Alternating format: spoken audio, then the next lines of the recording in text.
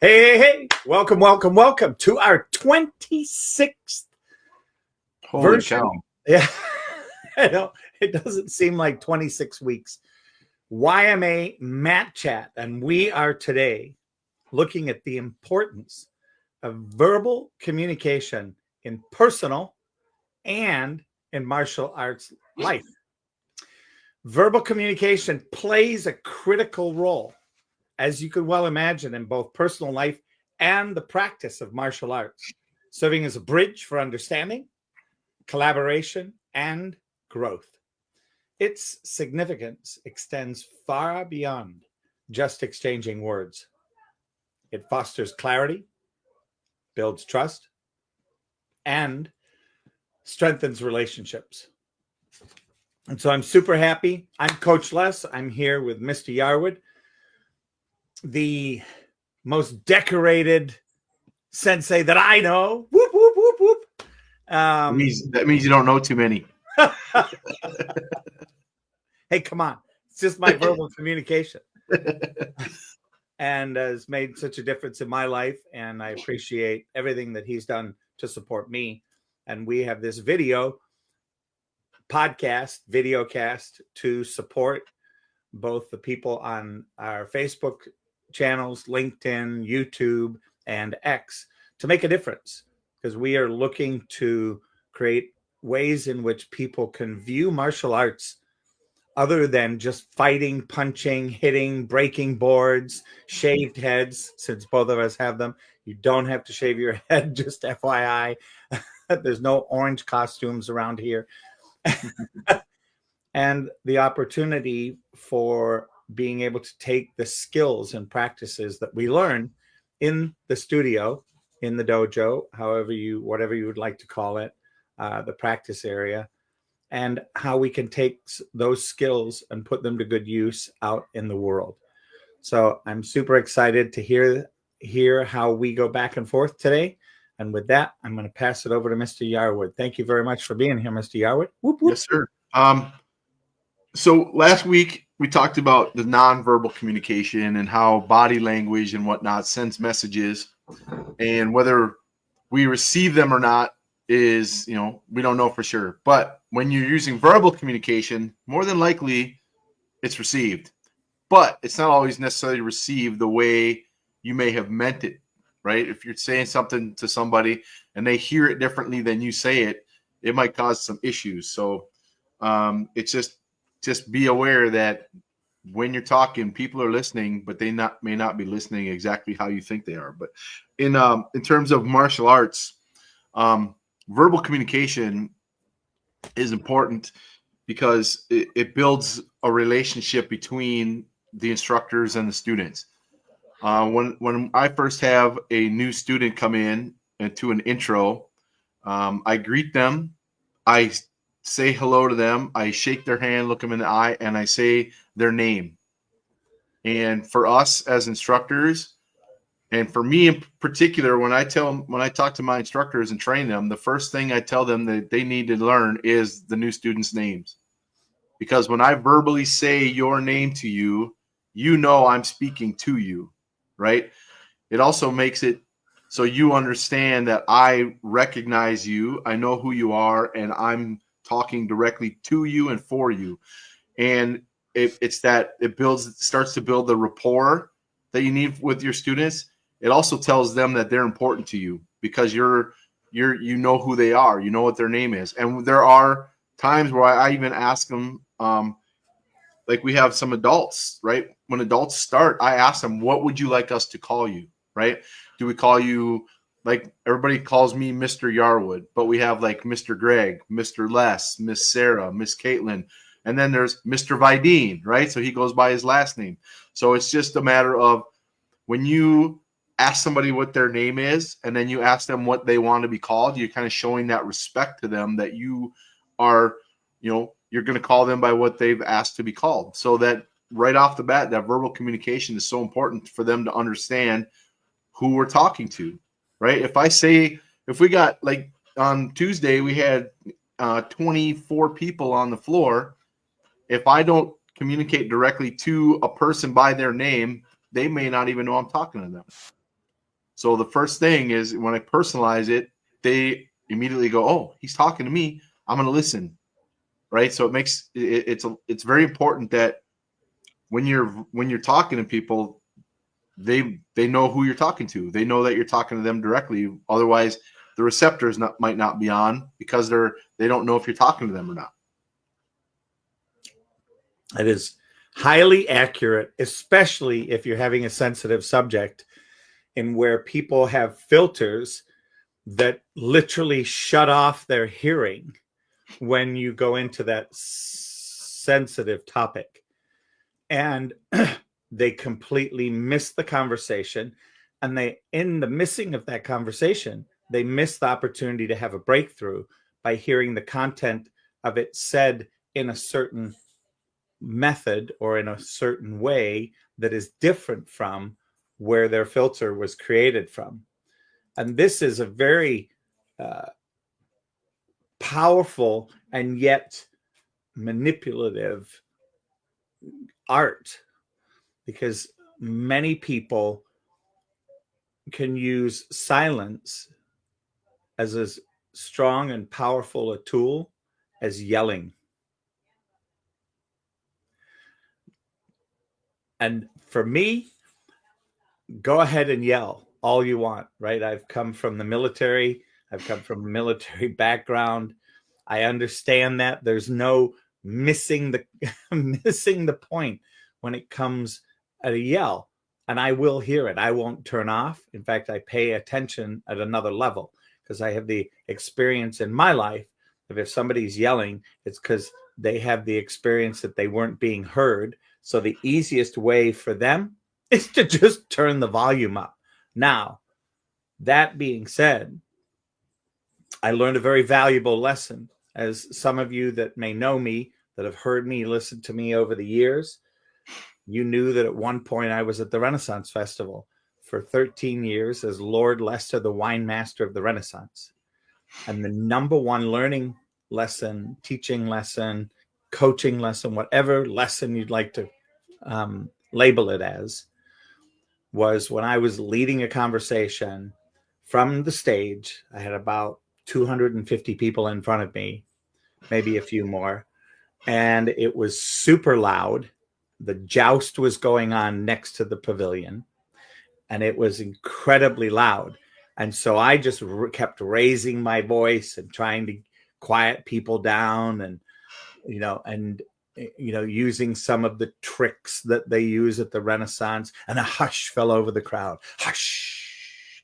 Well, what I didn't realize, and what I learned from a mother, was at the end of one of my shows, and I did a few in a row, this mother came up to me and said, "Hey, Lord Lester, I have a trick for you to try.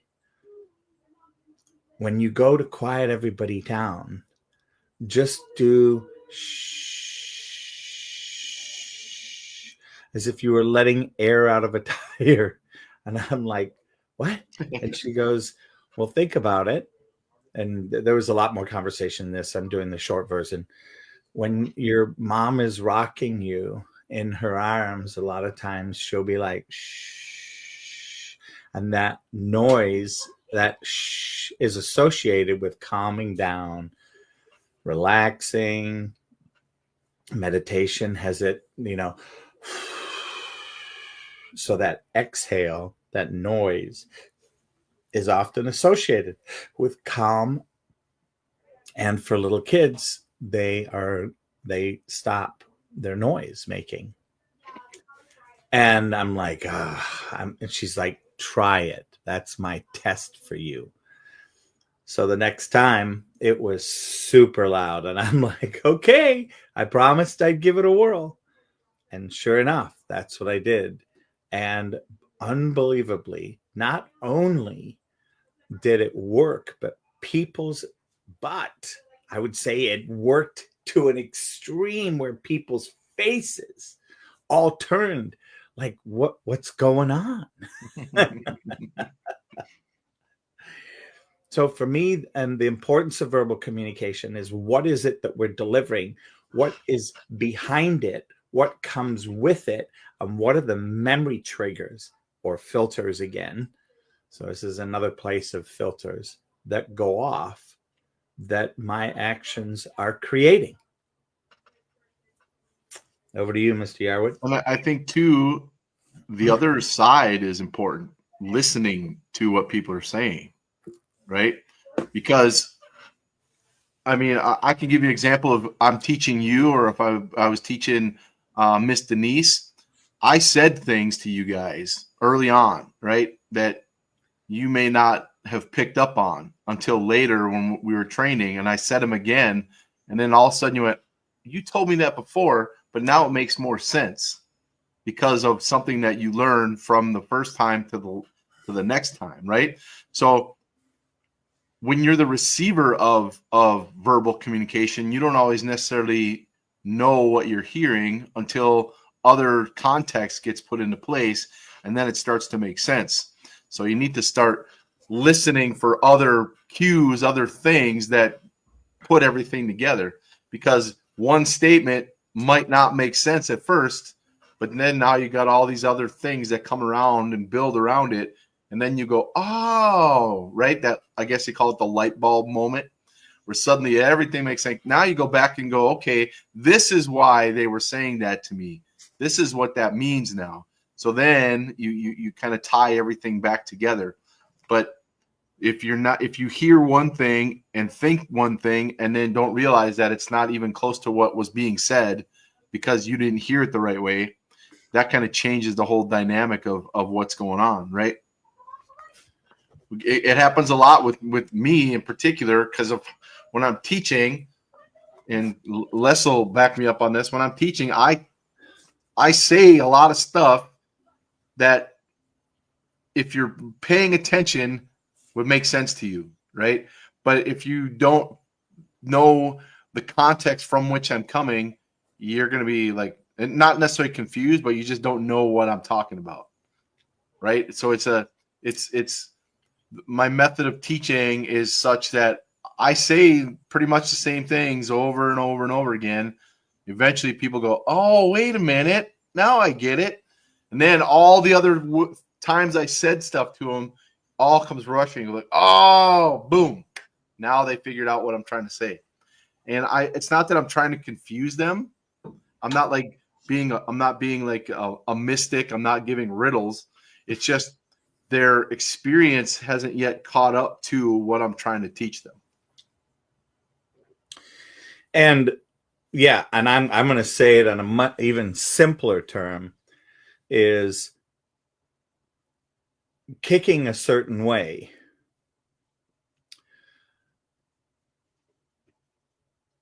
When we kick, do we fully extend and lock our knee at the end of the kick? And if you do, and you lock it, and you click, you kind of kick it in and lock and lock and lock, that pounding, because when you kick it in, the muscles don't stop it. You're letting the bones stop it on that extension. You doesn't register until you're older with ligament damage or cartilage damage, and you suddenly go, oh, I know why my leg feels uncomfortable and swells up like a balloon, is because I'm not using my muscles to stop the kick. I'm using muscles to start the kick. And then the click goes, oh, Mr. Yarwood, my leg feels so much better when I don't have it go click all the way to the end and let my muscles loosen at the end. He's like, aha, now you get it, grasshopper. Now you understand. Right? And, he says, now think about it, coach. Know the fact that when you're first getting into Taekwondo or first getting into a martial art, how would I explain that? Unless you knew physiology or neurophysiology, you wouldn't understand that until it happens. And you can do it, see it, and feel it. And then I can come over and say, aha, now this is right. So there's that verbal communication that comes at the appropriate time after seeing the breakdown that causes injury in martial arts. Now think about that. There's a physical reference, a physical manifestation there. Think about all the times in conversations where we don't have the physical part. We have the emotional poking of the button on an individual. And that's happening all the time as well. So when that shows up and people start to hear that, then there is a place to be responsible for controlling it,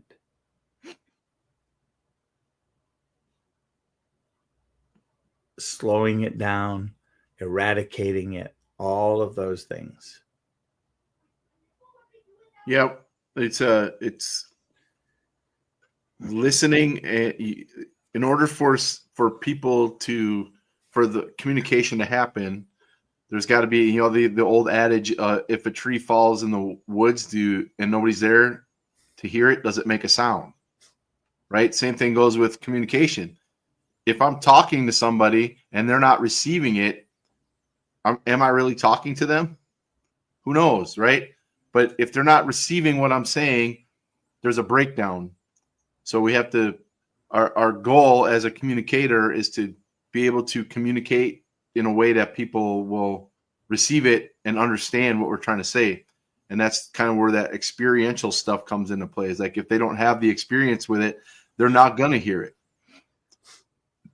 Another way we do, and it's something I also use in the police, is to de-escalate things, right? As a martial artist, I teach my kids what we do is not for fighting. It's quite the opposite. We learn what we learn so we don't have to fight. We have to understand that what we do is train ourselves physically to be able to handle a situation if we need to, but our goal is not to have to use it. So teaching about being able to control how your body works and how you control your kicking and striking and blocking is important, but also how to control this right here. Right? What you say, who you say it to, how you say things. Because if you say, for me, I'm a 5th degree black belt. If I walk around acting like I'm a 5th degree black belt and I can beat your ass and all that other, beat your whatever. If I walk around like that and run my mouth off, I'm communicating that I want to fight people. And I'm going to, at some point, run into somebody who says, okay, let's go. And that person might be bigger, faster, stronger than me, and I get my butt whooped because of my mouth, right? So I teach the kids that, we talk about bullying and whatnot, how to de-escalate a bullying situation. Like if a kid starts bullying and calling them names, they just respond with like, oh, okay, thank you. Or whatever, a phrase that makes it so that bully is like, what? Right? It de-escalates the situation because the bully's like, whoa, what? That doesn't make sense. So it just scrambles them up a little bit because they're not used to that response. They're used to the fear and the scared and all the other stuff. And when there's no fear there, the kid's just like, hey, whatever. Okay, thank you. Yes, I am fat. I'm working on losing weight. Right? They don't know what to say because if you're trying to tear somebody down and what you're saying to them is building them up, the way they respond, you're like, they don't know what to do. Right? So learning how to reverse a situation around to make it so somebody who's saying those things to you doesn't know what to say again. You've changed the whole conversation. You've changed everything about it, and you what we call in police de-escalate, where you bring it down to a level that everybody's calm, everybody can understand each other, nobody's yelling and screaming, nobody's fighting. We're figuring things out, and we're learning from each other, and we're talking to each other on a level that is normal. So it's important for our students to understand that when bullying happens, it's not about them. It's about the person bullying them, right? It's about that person not feeling good about themselves. So they find things to say to other people to make them feel bad too. And if you don't respond to it the way they want you to, it de-escalates that situation and changes it all. And bully himself doesn't know how to deal with it because they've never had that happen to them before. They're not, completely out of left field. They're not used to it. It's a very interesting phenomenon. And I think you hit so many nails on the head with what you just shared. And the only thing that I would say around any of these conversations, right, is how does one grow in that we know that we have these filters that exist for us. What are the ways in which we can grow our ability to listen? And I would instantly say, first, don't judge. Yep. We have one judge. At least from me as a faith-based person, there's one judge. And that's going to come a lot later. In the meantime, unless you end up in a court where there's a judge, the rest is inconsequential. It's people assessing and judging who you are as a human being, causing you to look good and avoid looking bad. And you spend your whole life running between those two posts. That being said, we can look and go, wow, a word can create a reality. And am I going to allow that word to create a reality where it disempowers, upsets who I am and what I'm committed to? And, in biblical structure, there's a very powerful, at least in the Christian world, in the beginning was the Word, and the Word was with God, and the Word was God. And it's a very powerful sentence. With words, we can lift somebody up. We can push them down. We can attack them, and we can defend them.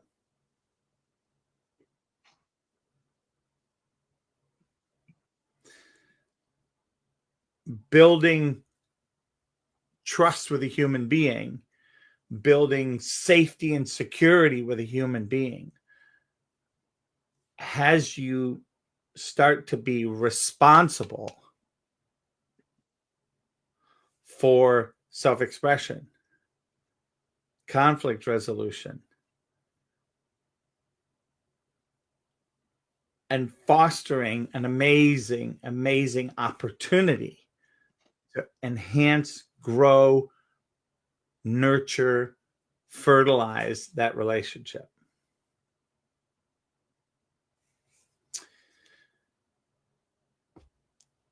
Too many people think as they get older that they know it all. And I'm telling you, if I look at how many hours of training since 2002 I've had in the world of personal training and development,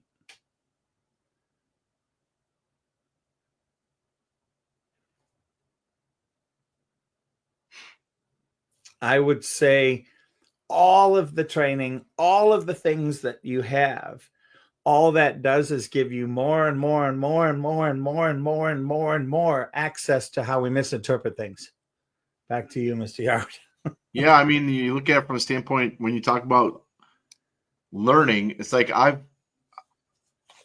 been training martial arts for 17 years.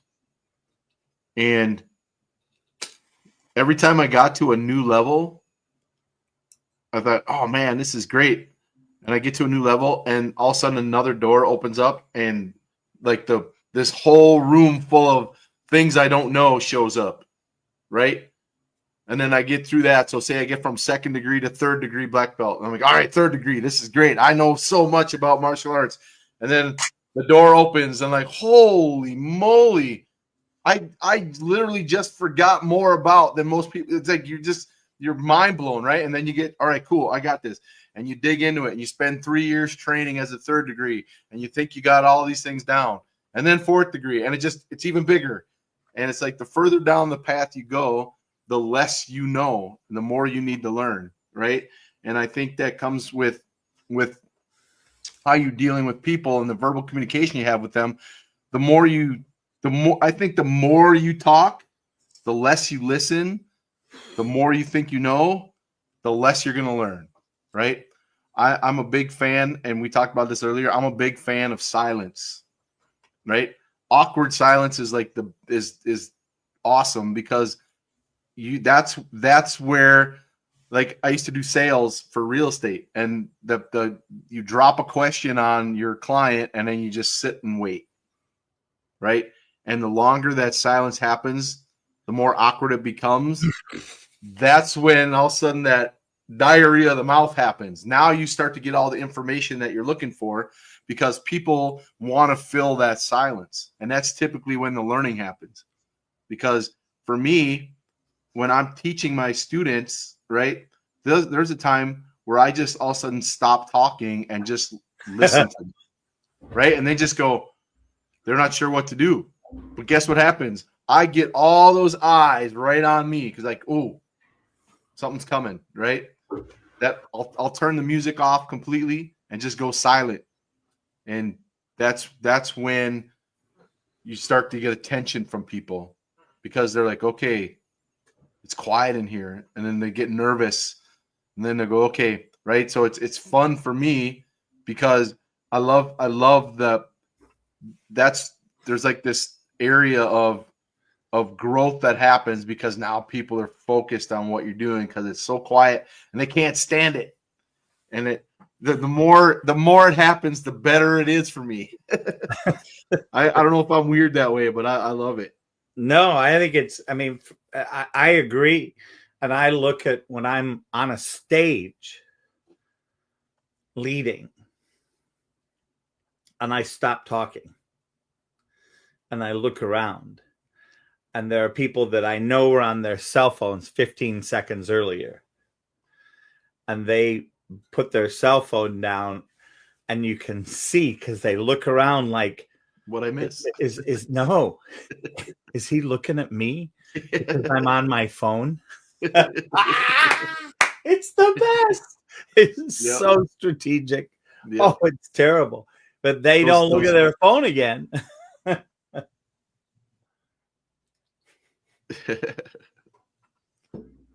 Yep, that peppered in silence is powerful. Yes. Now, because at some point when you're talking and talking and talking and talking and talking, people start to drone you out, right? They just stop listening to you because all you do is talk. It's more important, especially monotone people. Oh, yep. But I mean, I learned as a kid, I have 2 ears, 1 mouth. That's on purpose, so I can do more with these and less with this. My mom taught me that. 2 ears, 1 mouth. And I take it one step further. We have 2 eyes, 2 ears, 1 mouth. Therefore, we see 40%, we listen 40%, and we speak 20%. Yep. It's an amazingly powerful way to live life. And when you speak, make sure what you say has value. Otherwise, you're wasting words. And remember, it's a privilege to have somebody listening to you. It's not a requirement. Yep. I agree. Yeah. Very cool. Well, thank you so much, Mr. Yarwood. Yes, sir. I appreciate you. I appreciate this conversation. Remember, in both realms, verbal communication is a very powerful tool that enhances understanding, nurtures relationships, and drives personal growth. For martial artists, mastering this skill is essential as mastering physical techniques, as it enables them to embody respect, discipline, and the martial way in all aspects of life. And I think there's the final thing that I would love to hear you just speak about is the key up. Oh, yeah. Because I think there's something for everybody to understand in this, as much as if you were at a football game, a hockey game, a basketball game, any sporting event. Key up has a place, and I'll let you share. Yeah, so I mean, I guess I can't guarantee it, but I assume everybody knows that in karate or taekwondo or whatever martial arts, we yell, right? And most people don't know why. Like, why you guys yell all the time? Well, there's a purpose to it, right? In taekwondo, in Korean, it's called the kiyap.